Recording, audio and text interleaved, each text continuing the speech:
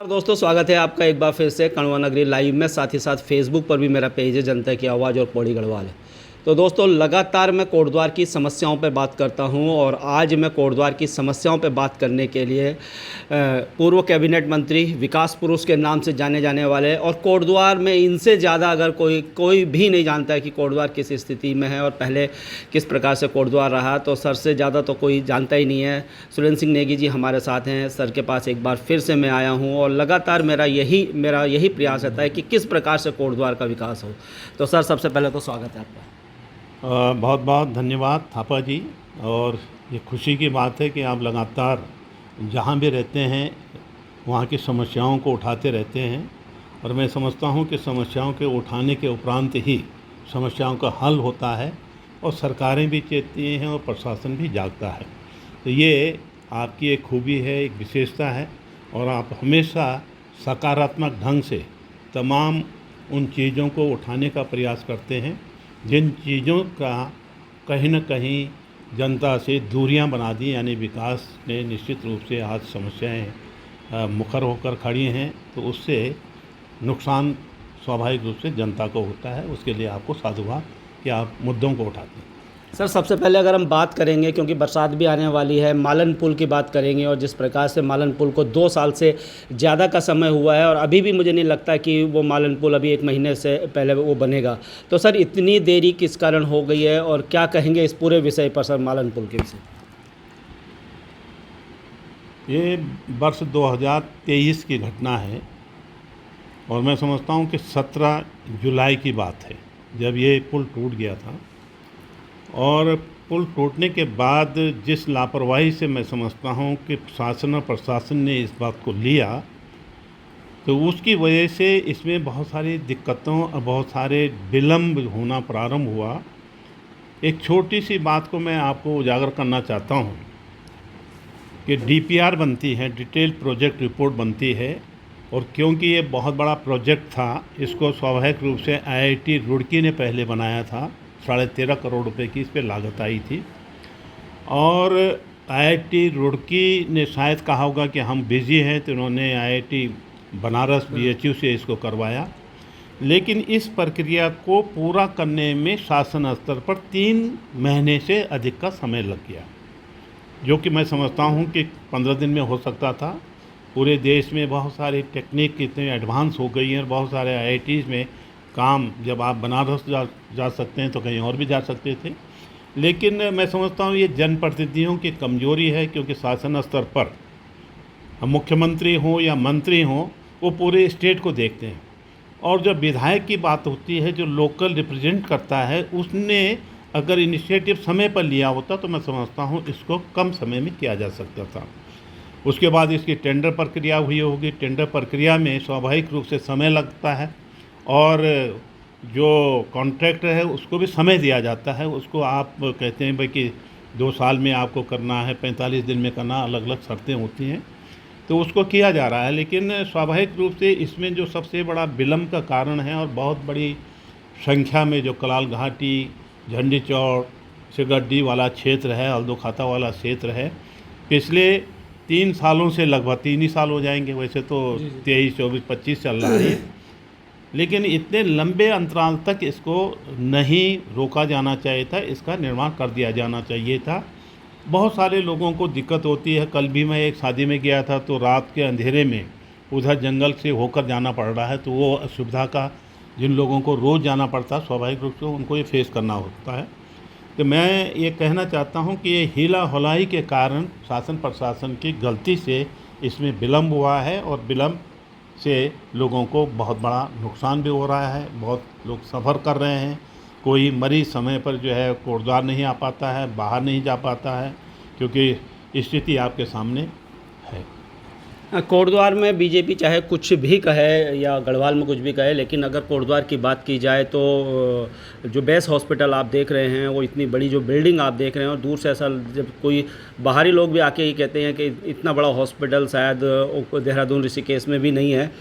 तो उसके बाद जब बेस हॉस्पिटल में अभी हम देखते हैं आज रेफर सेंटर्स का उसको नाम दे दिया गया है, वहाँ पर स्टाफ की कमी है, इंफ्रास्ट्रक्चर की कमी है। तो सर से ही बात करेंगे, आपके ही कार्यकाल में ये बना। सर, जब आपने बेस हॉस्पिटल का निर्माण किया था उस समय क्या क्या योजनाएं आपकी थी, और इस समय जो हालत है वो दुर्दशा से जो गुजर रहा है, इस पर सर क्या कहना है आपका?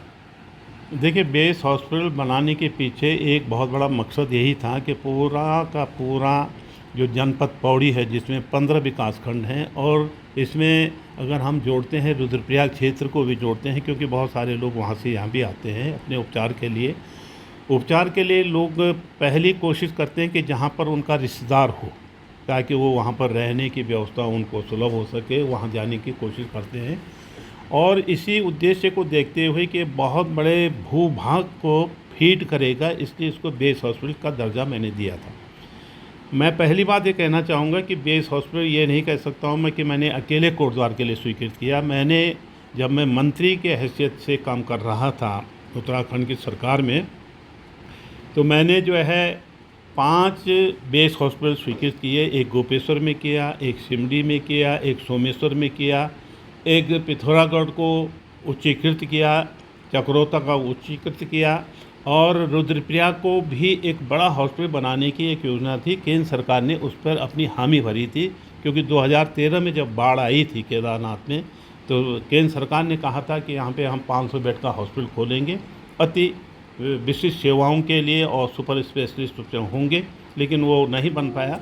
तो मेरा सिर्फ ये कहना है कि हमारा मकसद ये था कि लोगों को स्वास्थ्य सेवाओं में कोई दिक्कत नहीं होनी चाहिए। स्वास्थ्य अगर इंसान का ठीक है तो स्वाभाविक रूप से विकास की अवधारणाओं को लेकर आदमी कहीं ना कहीं काम करता है, चाहे वो आपके ऑफिस में काम कर रहा है, चाहे इंजीनियरिंग कर रहा है, चाहे मेडिकल सर्विसेज दे रहा है।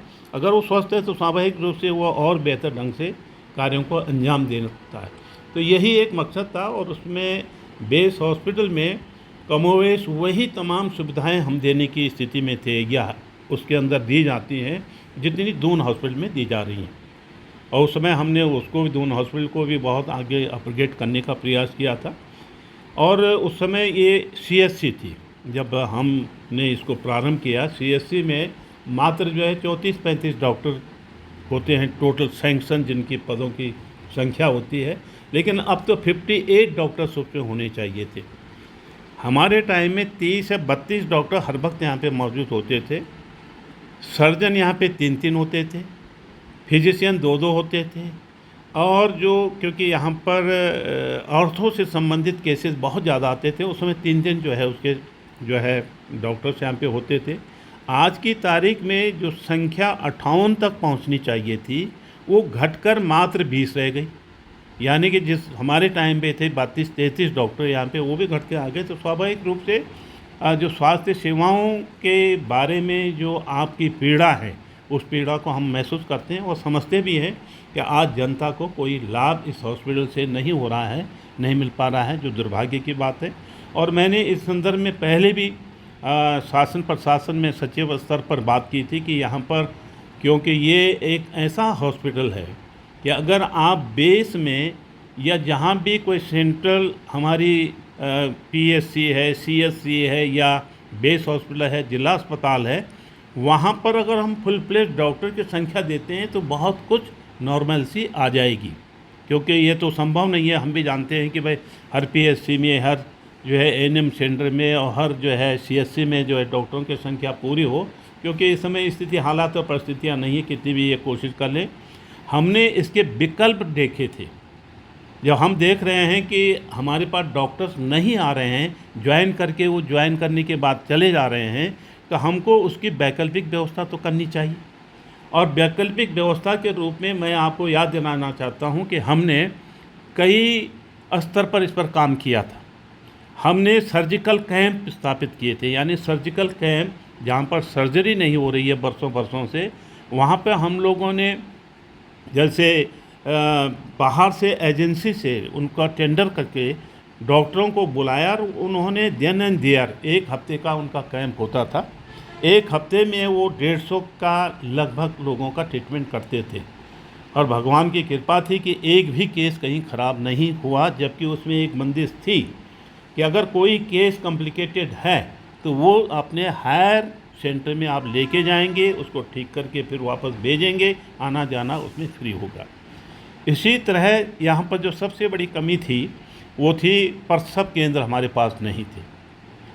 उस समय जानमाल का आप जानते हैं कि बच्चा और जच्चा एक ऐसी स्थिति होती है, एक नवजात शिशु होता है, एक जो है वयस्क महिला होती थी जिसकी कह सकते हैं कि भगवान भरोसे चल रहा था। तो मैंने उस चीज़ को लॉन्च किया यहाँ पे 100 ये खुशियों की सवारी, आपको मालूम होगा उस समय गुलाम नबी जी थे, और मैंने उनको यही बताया कि अगर हम लोग किसी बच्चे की जान नहीं बचा सकते या डिलीवरी करते समय किसी की माँ को नहीं बचा सकते तो हमारे स्वास्थ्य विभाग का क्या।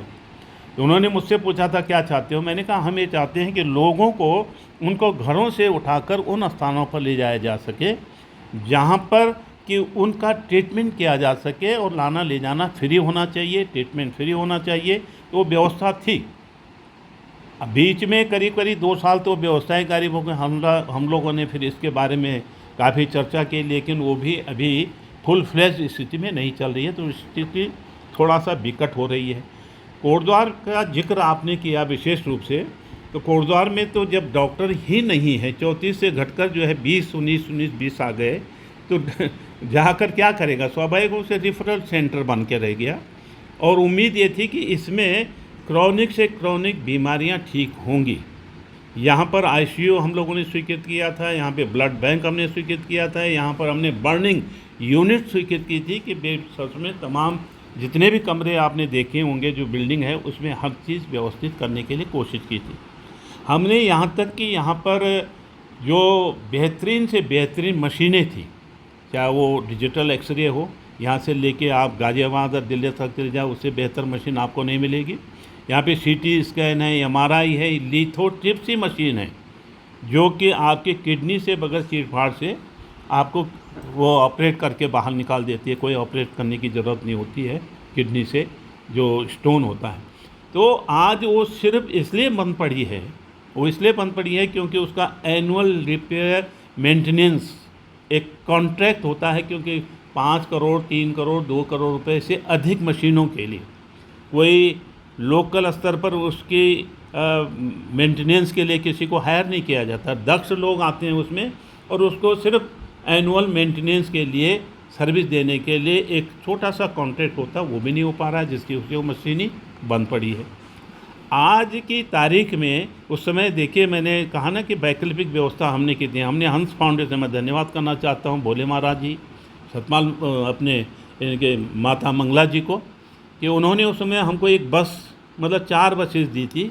4 जोनों में हमने पूरे उत्तराखंड को बांटा था, और एक सर्टेन डेट पे अगर 1 तारीख को कोई कैंप पौखाल में लग रहा है तो अगले महीने की 1 तारीख को भी लगेगा।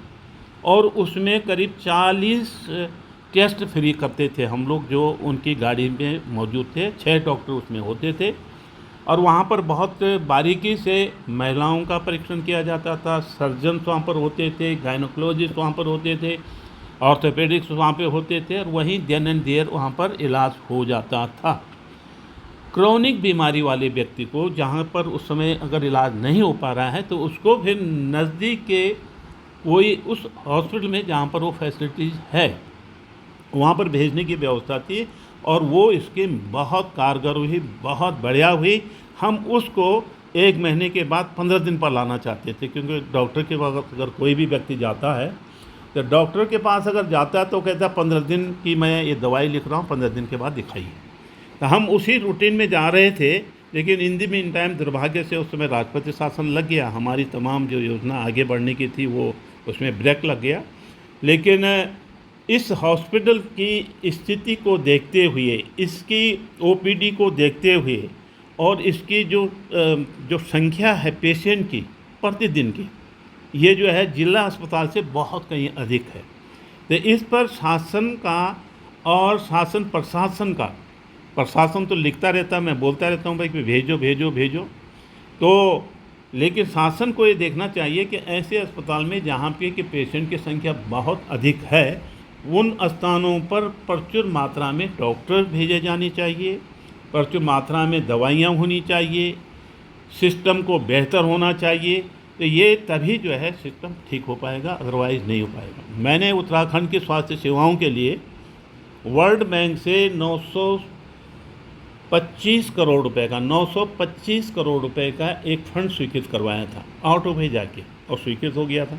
उसका मकसद ये था कि अगर पौड़ी में सर्जन नहीं है, वहाँ पर अगर गायनेकोलॉजिस्ट नहीं है, पिथौरागढ़ में नहीं है या आपके जोशीमठ में नहीं है, तो वहाँ पर उस फंड से उस एजेंसी का काम होगा कि चाहे वो 5 लाख में डॉक्टर लाए तो वहाँ भेजेगा, वहाँ पर ऑपरेशन वहीं करेगा और वहीं पे डिलीवरी भी कराएगा, वहीं जो है ऑर्थोपेडिक सर्जरी भी करेगा।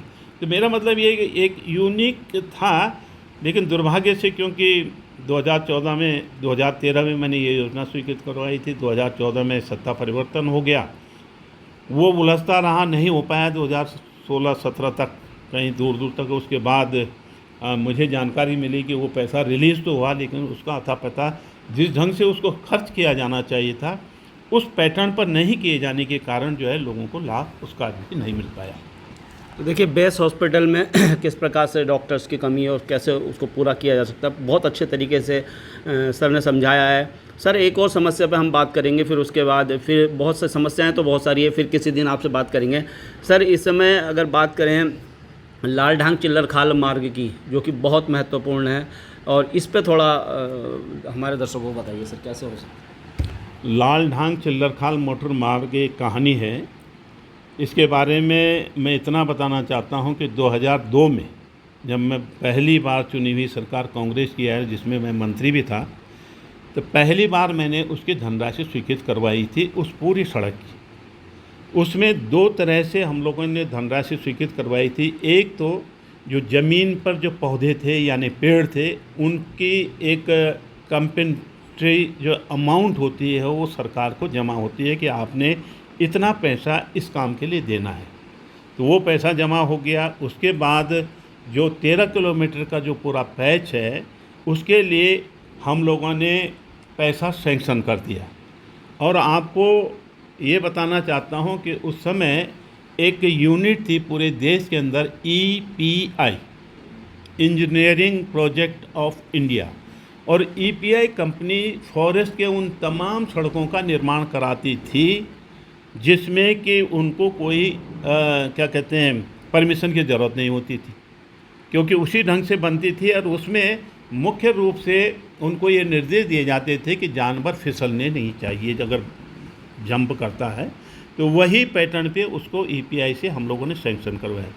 उसमें 2 सड़कें मैंने स्वीकृत करवाई थी कोटद्वार की, एक तो लाल ढांग से चिल्लर खाल 13 किलोमीटर मार्ग, और एक पनियाली जहाँ पर कि आपका ये डिग्री कॉलेज है, वहाँ से लेके कर्णाश्रम जो 8 किलोमीटर की दूरी तय करता है। इन दोनों मोटर मार्गों को मैंने स्वीकृत करवाया। 2005-06 में इस पर काम शुरू हो गया। 3 किलोमीटर मार्ग उधर से लाल ढांग से इधर बनना शुरू हो गया, दीवारें बन गई, कुछ काम आगे बढ़ा, लेकिन 2007 में सत्ता परिवर्तन हो गया।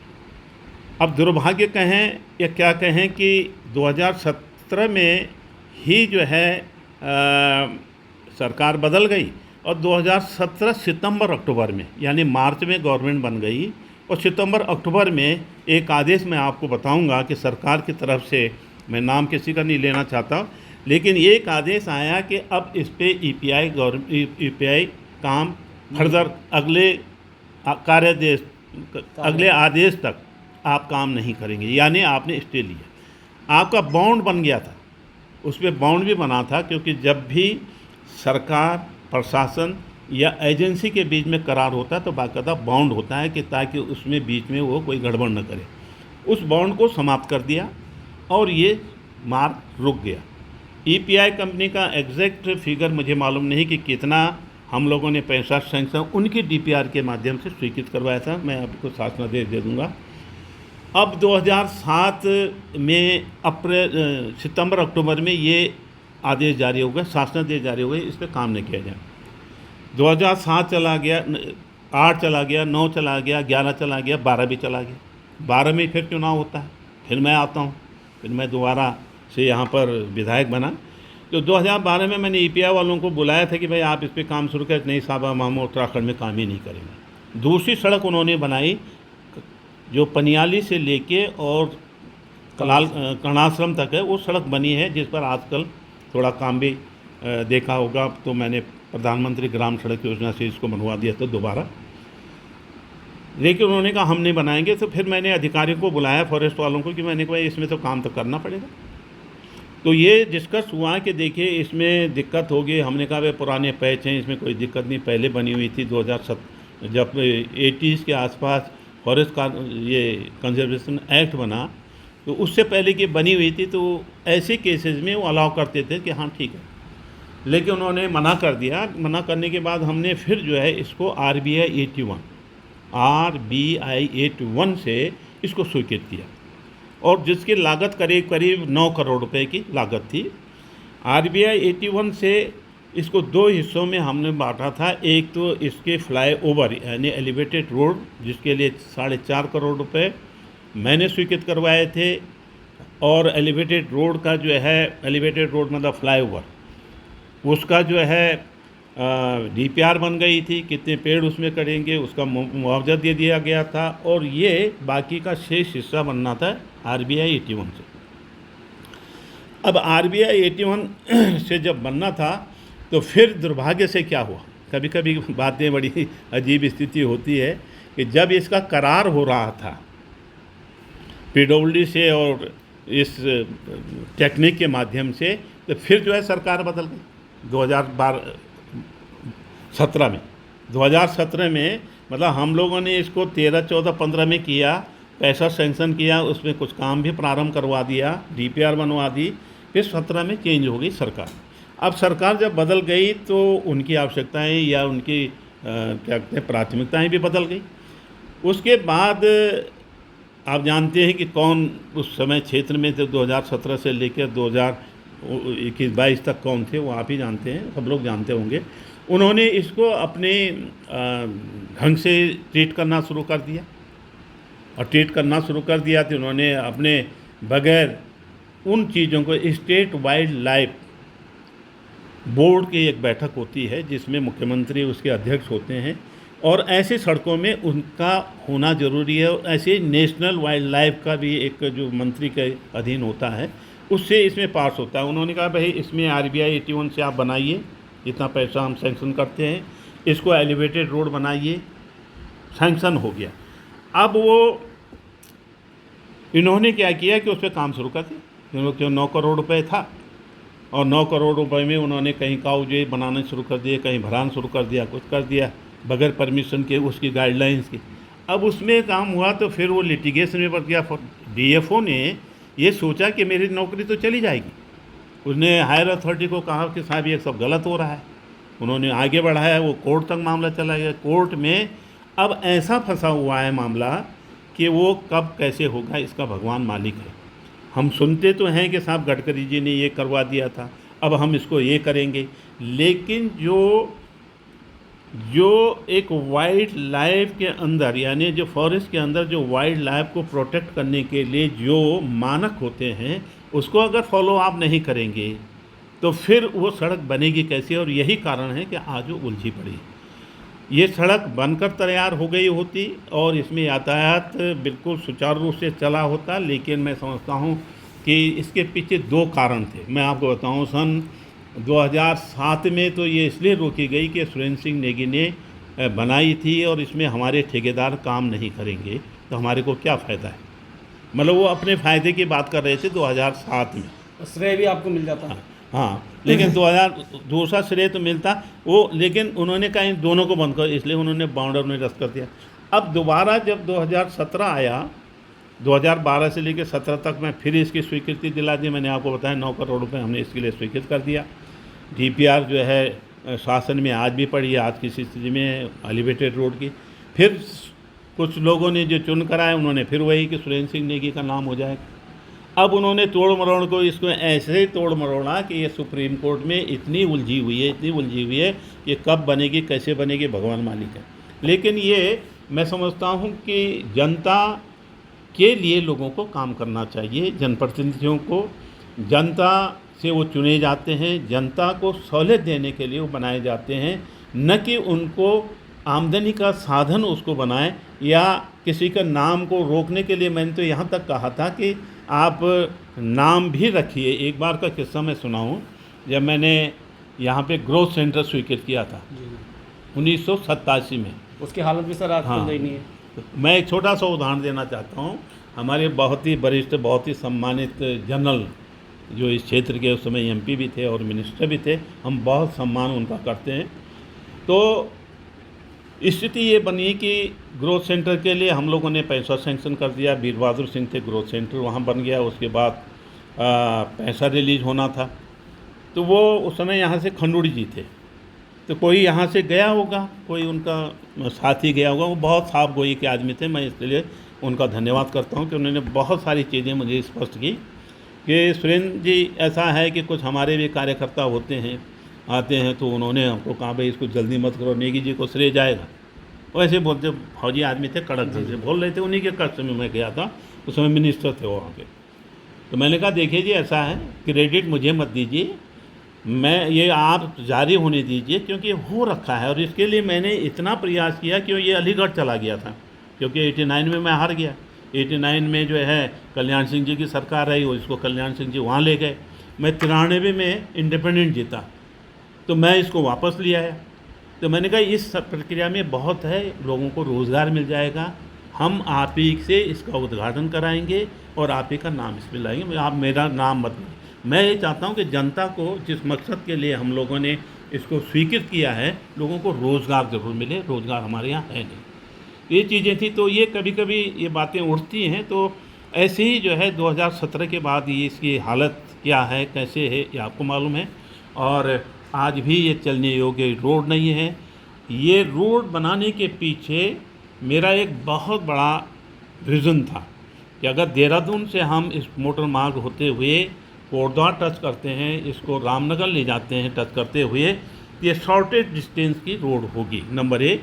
और जितनी भी कंपनीज़ के बड़े बड़े C&F होते हैं, जो उनके स्टोर्स होते हैं, जैसे एशियन पेंट का होगा, दूसरे का होगा, तो वो ये मिडल पॉइंट होगा कोटद्वार की। जो यहाँ पर व्यापारिक आबो हवा है, उसमें बिल्कुल पंख लग गए होते, लेकिन पैसा भी नहीं हो पाया। वो सब दुर्भाग्य से कहीं ना कहीं स्वार्थ की वजह से, कहीं ना कहीं नाम की वजह से ये रुकती रही। तो ये मेरा प्रयास, जब जब भी मैं रहा हूँ, मैंने पैसा सेंक्शन किया, जब जब भी दूसरे आए उन्होंने उसका दुरुपयोग करने का प्रयास किया और उसका रोकने का प्रयास किया। इसके सारे शासनादेश मैंने संभाल कर आज भी रखे हैं, मैं आपको दे सकता हूँ।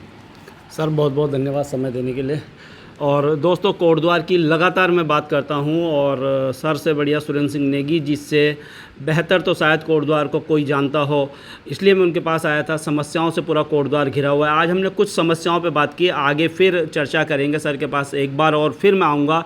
और जैसे अभी हमने सिगड्डी ग्रोथ सेंटर की बात की है, मैं आपको अब बता दूँ मोटर नगर बस अड्डा है, और बहुत सारी समस्याएँ हमारे कोटद्वार में हैं, उन पर भी हम बात करना लगातार जारी रहेंगे। और बस यही है कि यार कोटद्वार का किसी प्रकार से विकास हो। हमारे जनप्रतिनिधियों को भी सोचना चाहिए, जैसा सर ने कहा है कि जनता वोट देती है, तो जनता के वोटों के आधार पर शिक्षा, स्वास्थ्य और रोजगार, ये 3 चीज़ें ऐसी होती है कि किसी भी शहर, किसी भी समाज और किसी भी देश को जो है ये आगे ले जाती है।